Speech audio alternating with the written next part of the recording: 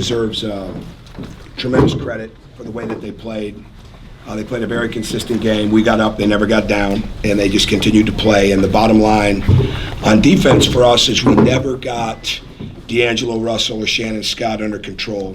And it wasn't just the 22 and 10 that they had. It was the 13 of the 16 assists. So I can remember almost every one of them because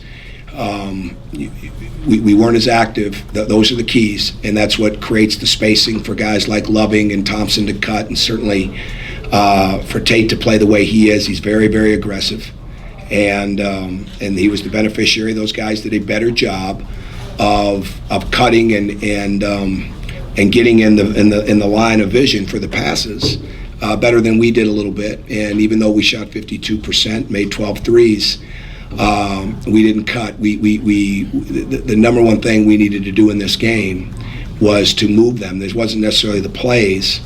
It wasn't about the spacing. It was about getting them off their help lines. And they're very good. They've got as good a help defense year in and year out as anybody in our league, which would probably put them as good as anybody in the country when it comes to help defense, because they always have very good individual defenders, but they cover for each other so well. You know, if it's not Aaron Kraft, it's Shannon Scott. I mean, they just do such a really good job of that. But we needed to cut. We needed to pull people out of those gaps where they would have to honor us, and we cut sometimes, but we didn't cut with the purpose that we have to have, and we weren't as consistent. And then our turnovers hurt us. You know, you can't give them easy looks at the basket. You certainly can't give them easy fast break baskets off your turnovers. So we still scored. We missed some shots that we'll be able to look at the film and see where we could have bridged the gap even a little bit better. But the bottom line today is D'Angelo Russell and Shannon Scott played the way we couldn't let them play, and we did. And they have a lot to do with it, no question about it. But we never took them out of what they wanted to do. We never let them. They never got uncomfortable, and therefore everybody else on the team was a beneficiary of it. But give Thad and the staff and everybody, they deserve credit because they stayed very, very consistent in the game. We had our moments, certainly, but we weren't as consistent as we need to be. Tom, what happened with Rob in the first half? I haven't talked to Tim. He got. I didn't see the play or remember the play, but he got banged up. He was not the same. You know, he was able to go back in. But I don't have a great. I came right from the locker room to the radio show, so I haven't gotten an update on that. But he was good enough to go back into the game. But I mean, he wasn't at full strength. Next question. Tom, their help that you talked about, was that what created all the turnovers in the first half? I think so. Yeah, us trying to a couple times, us reverting back to mistakes. You know, Troy trying to make plays that aren't there. Stan trying to make some plays that aren't there. James and Rob not cutting and moving without the ball the way that they need to. But that's really the thing. We have plays and things of that nature, but it's really more about our spacing and concepts right now. And then so much of it comes down to our screening, our shot fakes, you know, playing out of the corners. Well, a big part of that is the cutting, because people are going to try to get, and we knew it was coming, and we just didn't do a very good job of executing, you know, random cuts, random scoring cuts, you know, hard rolls after a screen. So we weren't as we weren't nearly as sharp, and then we weren't as good with the basketball. There were a couple times they weren't as good with the ball. They got better. You know, there were some times we weren't as good with the ball. Well, we got it out of those guys' hands, and we've got to be better than that. But they're a tremendous defensive team. So if you don't move them throughout the game, throughout all 40 minutes, then you're going. And we had some success when we did. We got good spacing and movement when we did, but we didn't do it enough. Coach, in the second half, did you intend to have Yogi make an awful lot of plays, or were they just open in his opportunity? Well, I think Yogi makes a lot of plays for us, and I think some of that is because he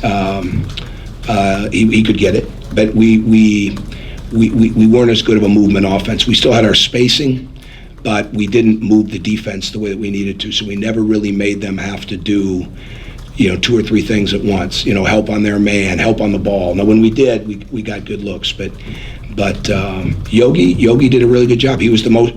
I guess I just answer it this way: he was the most aggressive player on our team, so therefore he made the most plays. And you have to have the other guys for Ohio State did a great job of playing off of, and I think this is where they've gotten better.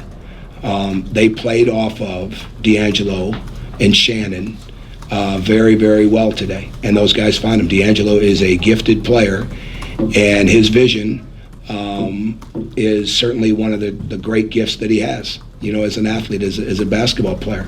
And Shannon can do so many things. I've been a big fan of his for a long time. Today doesn't change that at all. He's going to play in the NBA for a very long time. Shannon will. And I'm not talking about underclassmen now, but Shannon will. And he deservedly so, because he understands the game so well, he moves it, and he makes the game easier for everybody else. Well, when we're successful, we make the game easier for everybody else. We didn't do as good a job of that today. And defensively, we never took them out of their comfort zone. I know he's not maybe your number one defender, but how much did it hurt to lose Rob? It felt like. Oh, I think so. Yeah, he wasn't the same. He wasn't the same. He was still able to play, but he wasn't the same. But we had a few too many freshman moments today. I mean, that happened. I was glad to see Emmett be aggressive. Max did a couple of good things, but when you're playing guys the way we're playing them, there's high expectations, and it just wasn't that day. I mean, we have got to get. But again, I don't know. Offensively, it wasn't as. We'll see things we could have done better outside of the cutting, but we still shot 52%. Like I said, it wasn't that. It's that we never really got up and took things away from them. And you cannot guard them. We can't. Other teams might, but we don't have the size to just come in and say, okay, we're going to guard them this way. We have to be able to do different things in the game.